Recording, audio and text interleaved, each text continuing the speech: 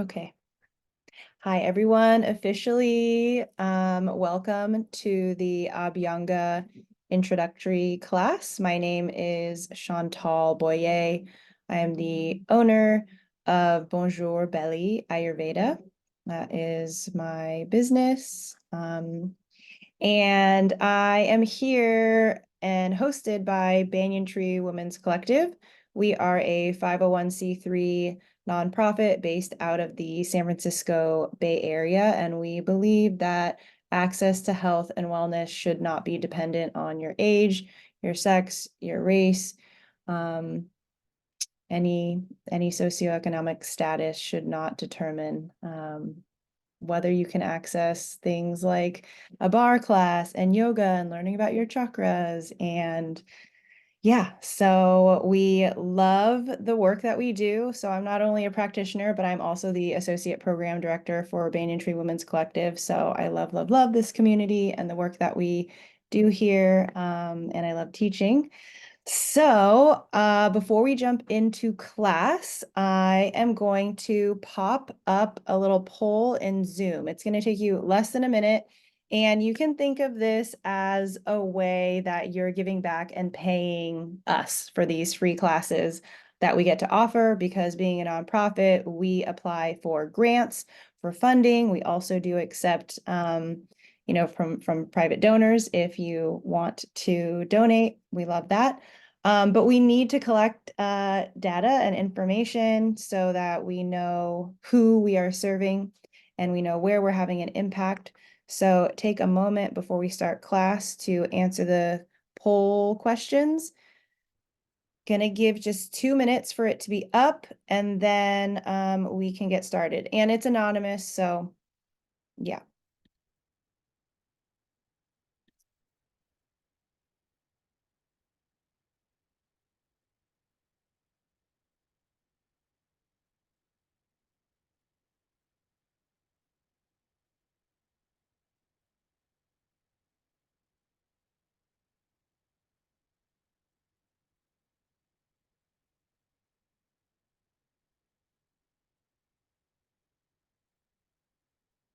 Hi, Vivian. I think you just joined us, and I think you joined after I launched the poll, so that's why we're being quiet right now. I have the poll going probably just for another minute and a half, and then we will get started.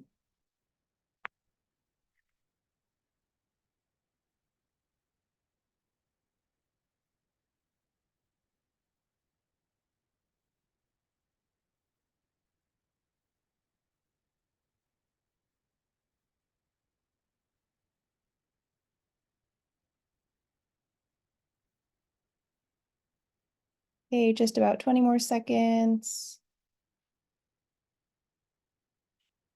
What happened that we can't submit?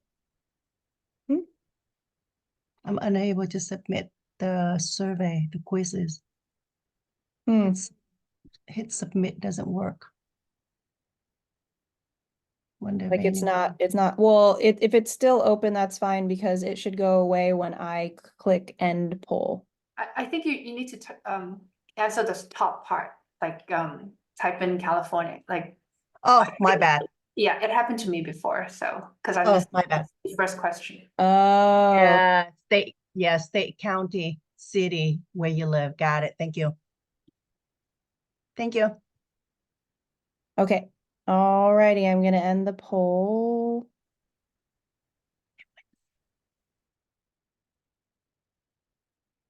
Okay, great. Okay, so we're gonna get started. I have a little slide deck for you, so I'm gonna share my screen.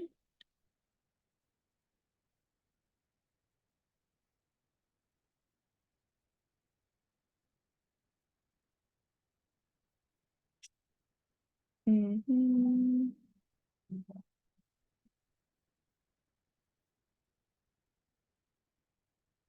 Okay, you guys seeing? You see the slides? Okay, cool. Ooh, I don't know where the chat box went. So if you guys are, oh, it's perfect.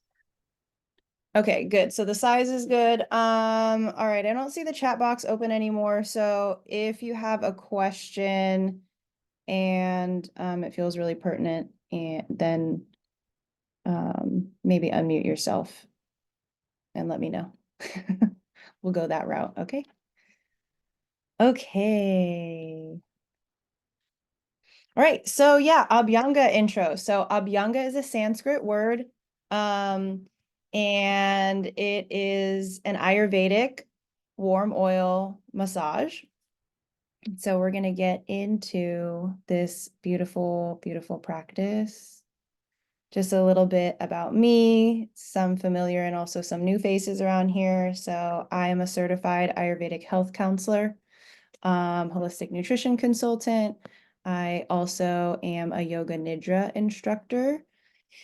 And I love growing some of my own food. I have some adopted old doggies, and I love learning about all things related to health, wellness, spiritual and emotional growth, being aligned with your truth, and Eastern astrology, also known as Jyotish. So what we're going to go over today, pretty simple. What is Abhyanga? What are the benefits of this practice? Why do you want to practice it and incorporate it into your daily life? And how do we actually do it? So I'll do a demo before I let you all go. I would actually really love to know, did anybody bring oil with them to class and they're going to follow along and do Abhyanga with me? I mean, you don't need to do it on your whole body. You can at the very least just do like your hands up to like your arms, elbows, armpits. You don't have to do like a full body one for me, or sorry. Yeah. Okay, some folks have oil. Great, great, great. If you didn't see the notes to bring oil, you might have one that you could use already. So if you have extra virgin olive oil, that could be one that you could use. Other ones I suggest are sesame oil, not toasted. We don't want to be smelling like a rice bowl. And avocado oil could work. So those three. You could also use coconut oil. Yeah. Coconut oil will be solid at room temperature, and it's a little cooler here today in the Bay. So you might need to melt it. I mean, you're gonna warm up your oil anyways. But coconut oil, you might need a little extra warming. And I think if you buy fractionated coconut oil, then that would already be like liquid. And so that'll be easier. Like you could just squirt it out of a bottle all the time instead of like normally coconut oil would be found in like a tub and you'd have to like scoop it out and like warm it up in your hands or something. So, okay. Okay, as I mentioned, Abhyanga, it's a Sanskrit word, and it refers to the practice of oiling your whole body. So it differs from regular kind of standard normative massages that you would go receive, in that we're not working on really getting into your deep muscles and your tissues. If you go out and you get Abhyanga done, it's so oily that you can't really be getting into muscles and tissue. So if you're somebody who's experiencing like deep pain and you need knots worked out, Abhyanga is not the massage for you. Abhyanga is aiming to oleate the skin and therefore like penetrating the deeper underlying tissues with the oil. So this is also why we warm up the oil. We're rubbing it in, and we also want it to just sit on our skin for a while before we either like wipe it off or shower and pat dry it off. So Abhyanga in Ayurveda is part of dinacharya, which is referred to as a daily practice. So it's recommended to do this daily. And at the very least, if you can't do a whole body Abhyanga, then at the very least, you want to do Abhyanga on your ears, your hands, and the soles of your feet.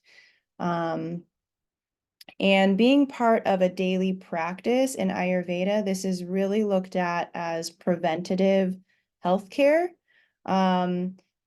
Oleation is very nourishing to your tissues and also very grounding and relaxing.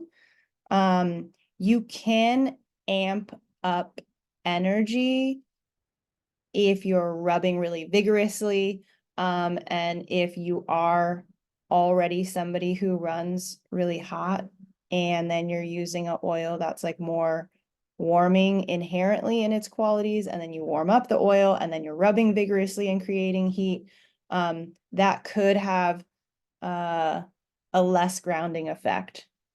So we'll get into a little bit more on the different mind-body constitutions a little bit. We're not going to get into a deep Ayurvedic lesson, but a little bit. Okay, so I see the chat box and Ruby is asking, on the ears, is it just the tip of the ear? No, when you're massaging the ears, you're gonna have oils all like covering all of your fingertips. And so you would take your index finger and like go in to all of the kind of like your lobe, the crevices and the folds, not like all the way deep in. I mean, there is a practice of oiling the inner ear, but that's not what we're doing. That's where you like leave the oil to like cool and go into your ear, but we're just getting our fingertips oily and you're rubbing all into the crevices, and then you can even like pull the crevices and like your lobe down. Okay, but we'll get into more of a demonstration as we go on. Okay, so this is out of one of the ancient Vedic texts. The body of one who uses oil massage regularly does not become affected much, even if subjected to accidental injuries or strenuous work. By using oil massage daily, a person is endowed with pleasant touch, trimmed body parts, and becomes strong, charming, and least affected by old age. So if that's not reason enough to do a daily Abhyanga practice, I don't know if I'm going to be able to convince you. If the Charaka Samhita can't, then I don't know what I got. Okay, so let's talk about the different oils you can use. Sesame oil in Ayurveda is the king of all oils. It's highly revered and it is great for Vata.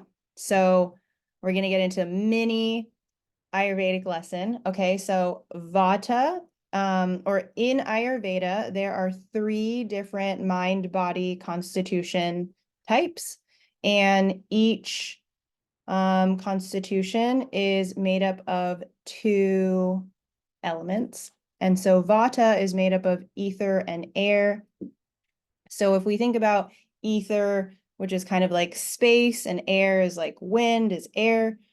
These are really light qualities of elements. And so people who are made up of ether and air tend to be like thinner, smaller features, brittle nails, dry skin, dry hair, scanty hair. There's just like a dryness and a lightness to them. And sesame oil and almond oil would be great for that mind-body constitution. So that ether and air mind-body constitution is called Vata. And then sunflower and coconut oil is good for Pitta.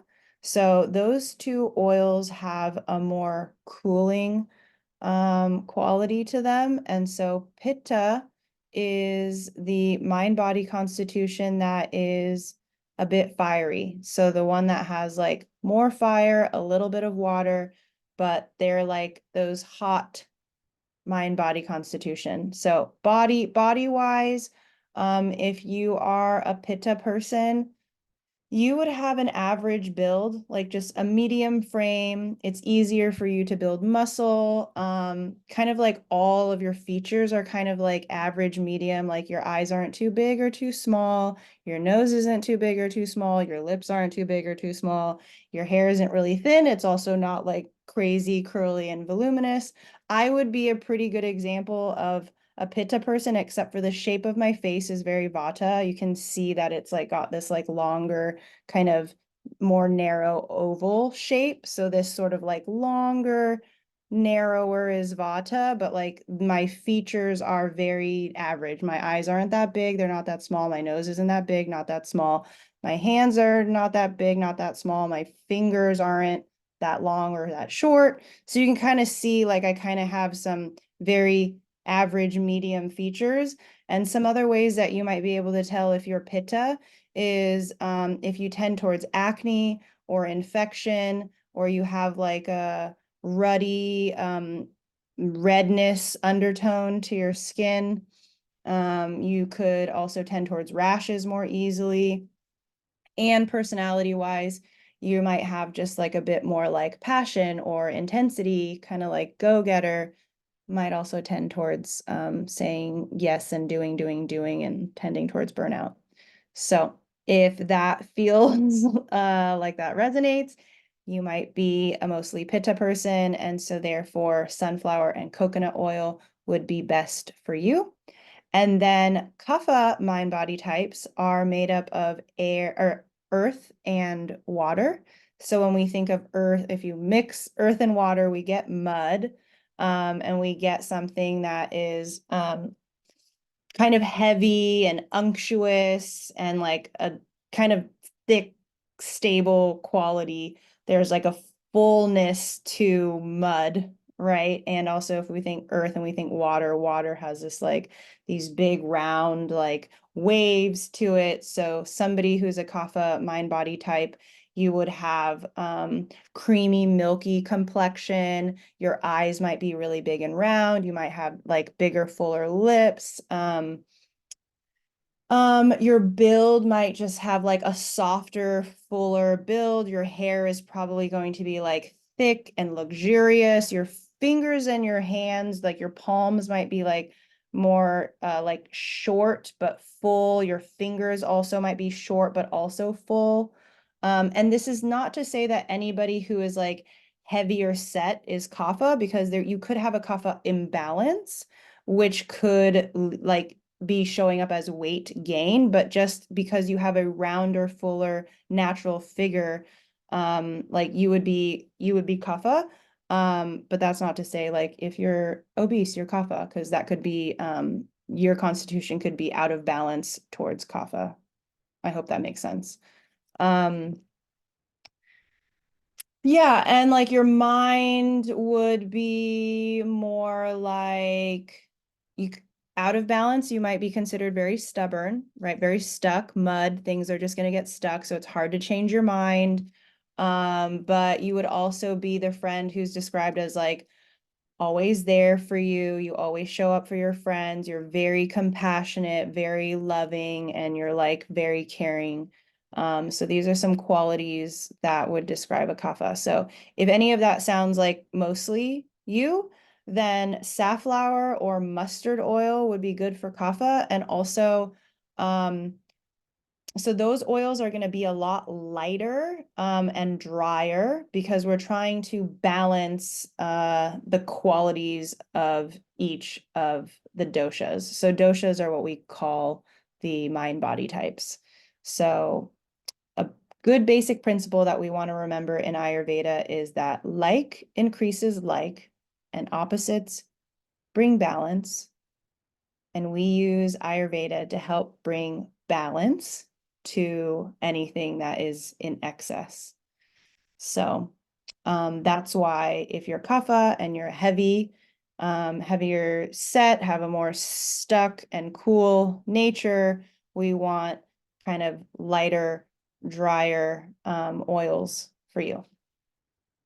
Okay, so now when you're choosing oils, you want to try to aim for cold organic and cold press, so you have the highest quality, because you want to think about it. If you're putting it on your skin is eating it. Like I told you that the massage is not for like releasing tension and knots. It's for oleating your deepest tissues. So we're thinking deep penetration here on like a deep level. So we want to feed our skin and all of our tissues really high quality oils. So now is not the time to skimp. I can't say for everywhere to shop, but one of my favorite kind of like secret has high quality and good deals is Grocery Outlet.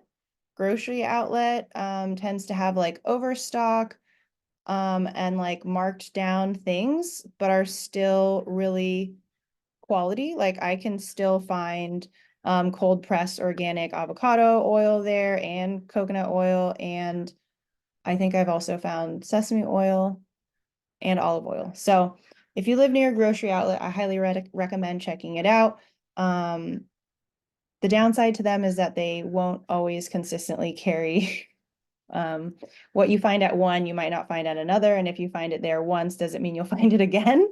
So that's the only downside about grocery outlet. But if you live near one, I would highly recommend checking it out, because I know oils can get really expensive. And if you can find a deal, then get it, take advantage of it for sure. And if you're unsure, and really I like gave you some basic descriptions of some qualities of the different mind body types, but if you really want to know what your constitution is, and if you're out of balance in one direction, working with an Ayurvedic practitioner is the way you're going to do that. There are some quizzes online, but I don't feel like the quizzes online, they should be giving you two answers. They should be telling you your prakruti, which is your mind, body constitution at birth. And then they should be telling you your vikruti, which is like where you're currently out of balance. But I don't think the online quizzes do that. So beware if you do an online like Ayurvedic dosha quiz, what gets spit out at you. So if you're not sure and you're not ready to work with an Ayurvedic practitioner to figure out your imbalances, you can opt for sesame or almond oil. Oops, sorry, I didn't update this. It says right now during fall season. We're in spring season. Almond oil and sesame oil is fine year round. And Ruby's asking which oil to use if you fall in more than one category, whichever one is more dominating. And so this is what you would be able to find out by working with a practitioner. Because like, for example, my natural, my natural state at birth is a dual dosha. I'm Pitta Vata. So I'm like mostly Pitta and like secondarily Vata, but where I'm out of balance is Vata. So what that means is like I told you about all my features being kind of like mid, right? But maybe you can kind of tell with me talking to you, like there's an intensity to me, there's a bit of passion, I'm kind of like direct. So you can see the pitta coming out. And maybe if I'm going to point it out, you'll notice too that like I speak kind of fast. And so like the speed of my speech would be an example of vata. It's just like just really quick because my mind's moving really fast. And so where I'm out of balance is with vata. So I'm tending right now towards more dryness, more anxiety and overwhelm. So that's vata in my mind space. It's like the thoughts are going too much. And so like I have to do things to get more grounded, which Abhyanga does. So we think about Abhyanga being a physical practice, but it's nourishing your tissues and also can help you in an emotional, like mental, energetic space to come back down and slow down. So great question, Ruby. Sorry, it's not that easy, but really and truly, if you want to know if you're like kind of feeling like I described two that suit you, you would be able to figure that out with a practitioner. Okay, so timing. When do you want to do this practice? So typically, as a daily practice, you want to do Abhyanga in the morning before bathing and before eating, because you want to think about your skin. Like I said, your skin is eating the oil, your skin is digesting this oil. And so you don't want to do Abhyanga after eating because it could end up like clogging the channels and making digestion difficult. And in Ayurveda, the root of all disease begins with your digestion. So we're always focusing on how to have strong, healthy digestive fire, and we don't want to do anything that's going to negatively impact your digestion. So Abhyanga after a meal is not recommended. If you are somebody who showers in the evening and not in the morning, you could do Abhyanga in the evening. So that's an option too. Or I'm going to talk about how, like, at a minimum, you can do just your ears, your hands, and your feet, and you don't have to do a full body Abhyanga every single day. You can if you want to, and it's great for people who are Vata. Okay, so frequency. You want to aim for at least 3 times a week for a Vata constitution or imbalance, and at least 1 full body session a week for every other dosha. And again, aiming for the ears, hands, and feet daily.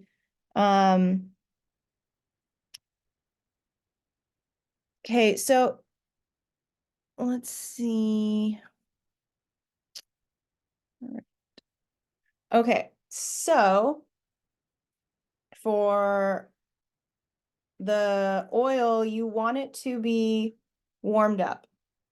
And your body being warm is also going to help. So it is typically not recommended that you sit by like an open window that's like really drafty. And like don't sit outside on a breezy day. You want your oil in your body to be warm, and this will just help with the deeper penetration of the oil. And you can also create heat by vigorous movements, right? The speed at which you're like doing the rubbing, like even if you just do this with no oil, like you're going to begin to feel heat build up on your arm and on your palm. So yeah, the heat just helps to drive the oil in. So that's why we want warmth. So my recommendation for warming the oil. So first of all, you want your oil in a glass bottle. Like warming up stuff in plastic is not ideal. So if you happen to buy or find a big bottle of oil that you're going to buy and it is in plastic, then I recommend buying a smaller glass bottle that's anywhere that like 4 ounces. A 4-ounce glass bottle is a good size for you to just like pour into to do your Abhyanga. And that is a nice size, excuse me, that will fit into a mug.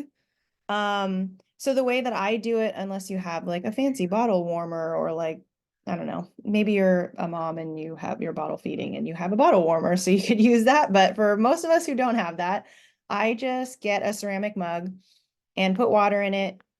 Probably just fill it up like halfway because you don't want to overflow it. You need to be able to put the glass bottle in afterwards. So just get a mug, fill it halfway with water, heat it up, whether you boil water in your tea kettle or if you like microwave it for just like a minute, maybe 2. And then after you have your hot water, then you can put your glass bottle into that mug, and then that'll warm up the glass bottle of oil. So then you're not heating the oil directly because you're not like pouring the oil into a pot and then turning the pot on the stove over the heat. It's in a glass bottle and then it's in warm or to hot water to heat it that way. All right, so not your oil is not like over a direct heat source, like it's not over an open flame. Okay, so more warmth. Like if you can oil your body and then do some movement to start to open up your pores, this is just also going to help allow the oil to penetrate deeper. So if you can do some yoga or just get like, oh, just break a light sweat, whatever that is, you want to do some of Carmen's animal flow or Joanne's like teaching pop Pilates classes. There's lots of things, lots of banyan tree instructors that offer movement classes that you could take. Obviously, just be careful if you've just like oiled your entire body. Things that you need to take into consideration. Wipe your hands and the soles of your feet. If you're going to be on a yoga mat, you don't want to be like slipping around. And yes, this part people always ask me about, and I remember asking about when I was a student too. It's just like, well, like, what do you wear? Because you're just going to get your clothes oily. Like inevitably, you will get your clothes oily. You should also have designated towels that are for after Abhyanga because they will get oily. And there's not really a great way around that, to be honest. So you should just be prepared that if you find this practice really helpful for you and you're going to keep doing it, you're going to want to just designate certain clothing items and towels for when you're oiling your body. And if you're exercising, you know, maybe do your exercising at home, right? You're not going to oil your body and then like go outside or like go to a class. So just even 15 or 20 minutes at home to let the oil like soak in while you're breaking a sweat. Whatever it is that you need to do. You could wear your underwear. All right, the method or the order in which we want to do Abhyanga is we're going to start at our head and then work our way down to our feet. And so similarly, like dry brushing, you're going to use circular motions around your joint areas. So it's like your elbows, your wrists, your shoulders, and also like on your abdomen.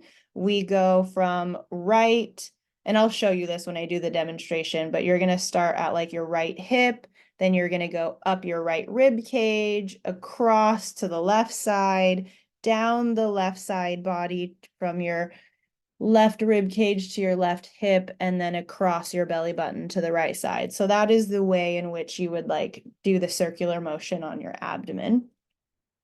And then when you're on your extremities, you want to do like long strokes on like your arms and your legs, like from joint to joint. So you're really just, you're following the contours of your body, right? Like it's gonna feel natural when you're doing it. But again, we'll do it together or I will show you. Okay, so now why? Why would you want to do this practice? I mentioned some things already about it being really nourishing to deep layers of your tissue and also like grounding in terms of like your mental and emotional state.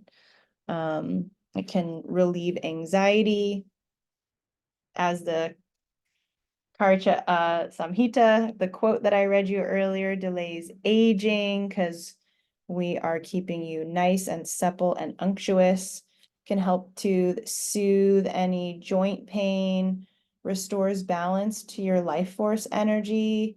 It's really great for your lymphatic system because we're just like keeping everything moving, enhances your blood flow, can help to induce deep sleep.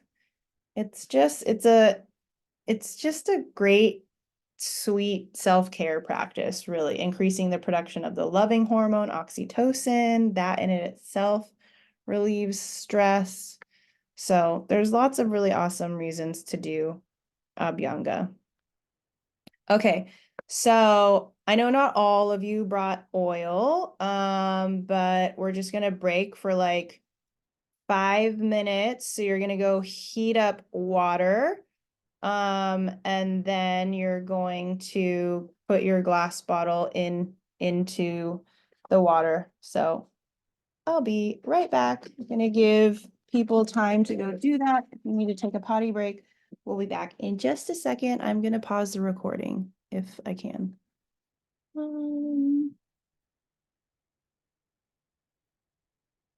Okay, we'll be back in just a few. Okay. I know that was less than 5 minutes, but I think class ends at 6:45. So, okay. All right. Oh, Rosario has a question. If you just ate dinner, yeah, don't do it now. Give yourself at least, I don't know what are you in the Bay Area? I want to say like at a minimum of an hour to digest. Ideally, like if you can do like an hour and a half to 2 hours, I would say give Okay, yourself thanks. more time to fully digest. Okay, so yeah, I'm just gonna show you. Warmed up my mug. This is what a 4-ounce glass bottle looks like. I like the ones that have a little kind of like squirt top. It's just easier. You could also use a bottle that has like the dropper. Okay, so I'm gonna take off all my jewelry. I'm letting that hang out in there. So that's warming up. I just did like half of a mug full of water, and like a minute is good. I'm also not doing my full body right now. I'm just gonna like show you some.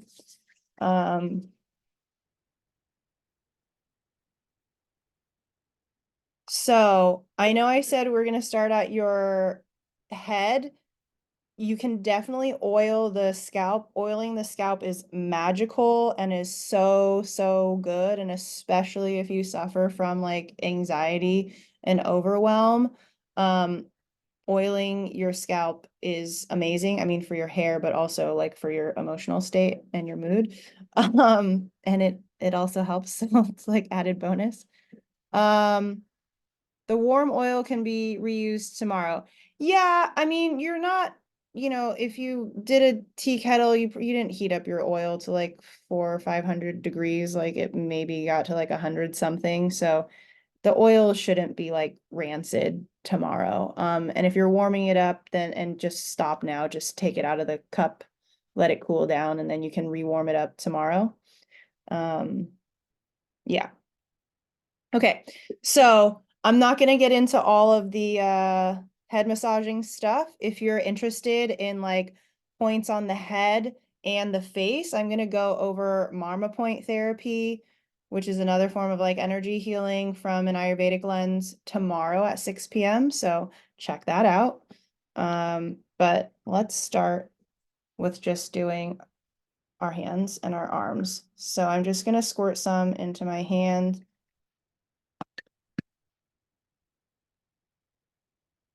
So I want to do circular motions on my wrist at the joints, right? And then I want to do these longer strokes here. And so the difference is you can do also like the pressure and the speed can and should vary, just like the oil, based on your constitution. So if you're somebody who's Vata and you need something more grounding, slower, firmer pressure, better. If you're Kapha, and you're somebody who's like struggling with like depression and lack of motivation and you're feeling really stuck, then like something to build heat, some like rigorous but like light strokes, like not too much pressure, but like quicker and faster to build heat would be good for somebody who's doing Kapha. For Pitta, you can kind of do medium. You don't want something too light. Some firmness is going to be good because we want to like ground the Pitta energy. But we don't want to do too rigorous because we're not trying to increase the energy and intensity that pitta might already have. We want firm strokes, slow, loving thoughts. So that's another thing. Like, this is a sweet, sweet practice to do. And one thing that I do when I'm doing Abhyanga is I try to think of sweet affirmations for the body parts I'm working on. So I might say, like, you know, thank you to my arms for like allowing me to carry things and to draw and write. Yeah, it's just like when I get to like my feet and my legs, I might be saying things like, thank you for holding me up and taking me for hikes and allowing me to explore. Okay, you can see that I came here to my shoulder, which is another like joint area. And so I'm kind of just again going in this like circular motion, right? So I went here, did like circular motions on the elbows and then on these like extremities from joint to joint. I'm just going longer strokes and then go here in a circular motion. So when you're doing a full body Abhyanga, I would say you want to set aside like 15 to 20 minutes to be able to do like your full body and not be doing it in a rush. And yeah. Oh, I also here forgot this. I don't know if this is, well, I know I'm smaller now, but just wanted to say like a quarter to a half cup of oil in a glass bottle, warm it up 5 to 10 minutes, stand or sit on a large towel in a warm place. And then you can start by, you know, putting oil in your hands and getting your fingers into it, and then working your arms and your shoulders and your armpits. Okay, yeah, for the abdomen, we can do the abdomen. Oh yeah, and so you're doing Abhyanga for like 15 to 20 minutes, and then you want to allow the oil to sit on your skin a minimum of 8 minutes, and if you can, like 20 minutes. That's why earlier I was like, oh, if you can just move your body for like 15 or 20 minutes, and up to an hour. Okay. All right. I'm gonna do my abdomen. So think of it on your abdomen. You want to start on the right side hip, and you're going up the rib cage, across, down the left side, and then across. So it's kind of like a really big circular motion. All right. And this is actually really lovely in the morning to help stimulate your digestion. Because you're like literally manipulating and like moving, you're waking everything up here. Okay, so it's right side, right hip, up the right side body, across to the left, down the left. So that's how you're going to do the circular part on your abdomen. And tomorrow in the Marma Point therapy class, I will be going over specific Marma points on your face, on your neck, like your ear, your head. We're going to do the soles of your feet. So if you want to learn more, like Abhyanga with the Marma points, kind of like go hand in hand, because there's specific energy points that like you are going to rub and incorporate during your Abhyanga practice. So pretty sure class time is over. I know I only got to show you one arm and the abdomen, but I think generally you kind of like get the idea. Like when you're at your chest, you can do the same thing, circular motions here. If you're gonna do your head, you know, do your neck down, down, down, and then do your extremities. Are there any questions?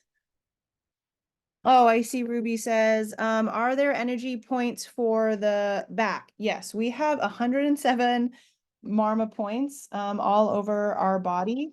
and each Marma point actually might have 1 or 2 access points to stimulate the Marma point. So yes, I can't go over all of them here and now. But join the Marma Point class therapy tomorrow if you want to learn more about Marma points.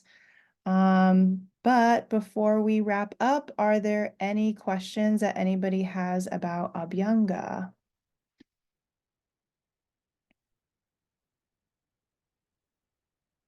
Okay, also gonna pop up this one screen in case you want to stay connected. This is how you can find me. You can email me at hello@bonjourbelly.com, or if you are on social media, you can find me on Instagram at Bonjourbelly Ayurveda or on Facebook at Bonjourbelly.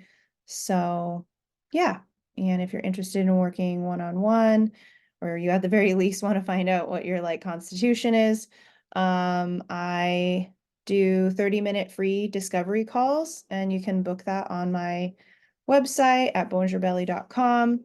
But I am going to be traveling for the next few weeks. So yeah. Yeah, so that's how you can find me. Let me know if you have any questions. If you're in the Facebook group, then you can pop them in there. I'll stay on for a couple extra minutes if you have to go. I know we're already 3 minutes over, then no worries.